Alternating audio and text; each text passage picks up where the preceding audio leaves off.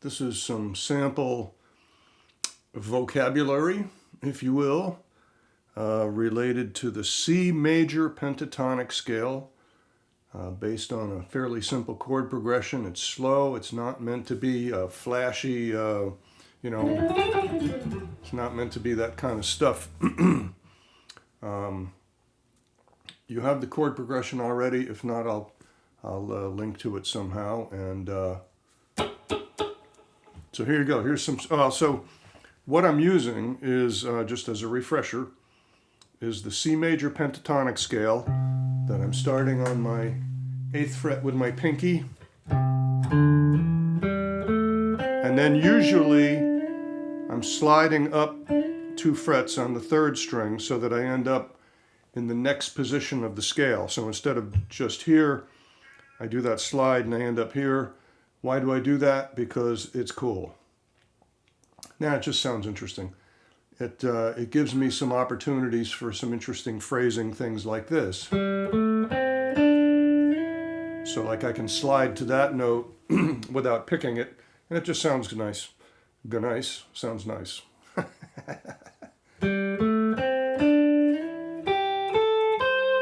And then one of the other important things that we were talking about on Sunday are where are the C's, the C notes in here, because we're in the key of C. So C is here with your pinky on the 6th string, 8th fret. Not real common for improvising, actually. My cat wants to eat, but she's going to wait a minute. This is a C also. It is the 5th fret, 3rd string, and then 8th fret, 1st string is also a C, and I end up a lot of times on my 1st finger. So the pattern that I use a lot with this is so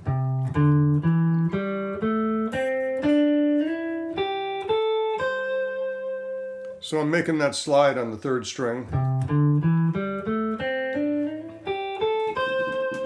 And you can kind of keep going with that. If from that note there, the C on the 1st string, here my cat's trying to get my attention. Then you kind of keep going up to there. That's the 12th fret, 1st string. So if you put that whole thing together, you end up with this.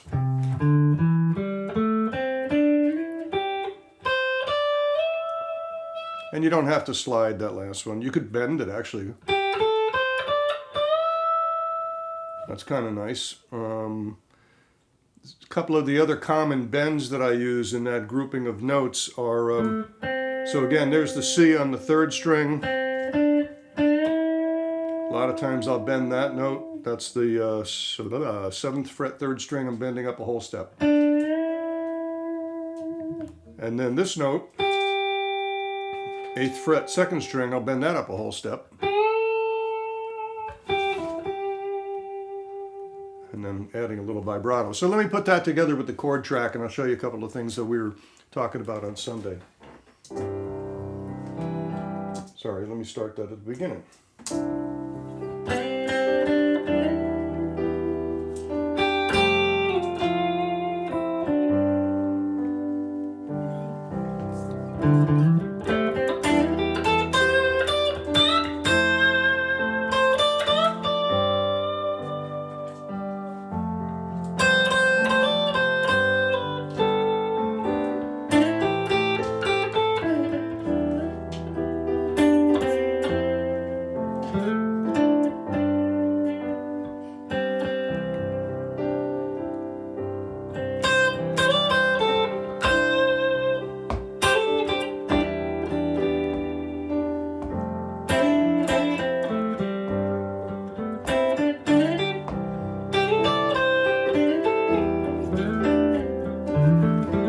That was pretty cool.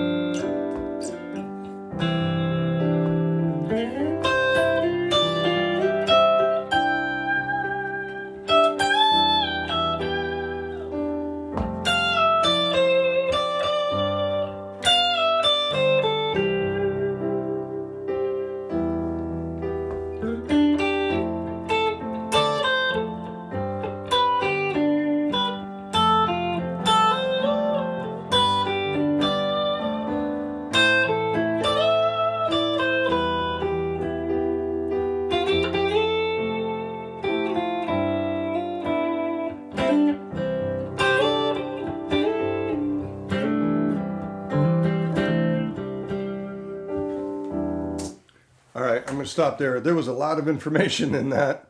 I'm trying to keep it simple. Hopefully you can kind of see what I'm doing with that. You know, we talked about this thing where I'm sliding the, that's the 8th fret and 10th fret. And then, and I sort of liked where I used that in the middle there. I think I did something like a, no, that wasn't it. It was something like, and those same notes can be used like with this, it's kind of that Jimi Hendrix-y sort of thing from Little Wing. That's where I stole that. And then right at the end, I was doing this pattern that we were talking about where I was going,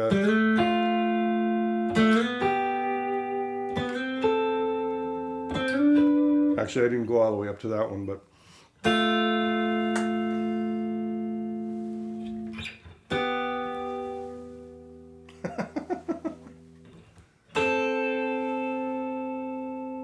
want you to be able to see that clearly, so.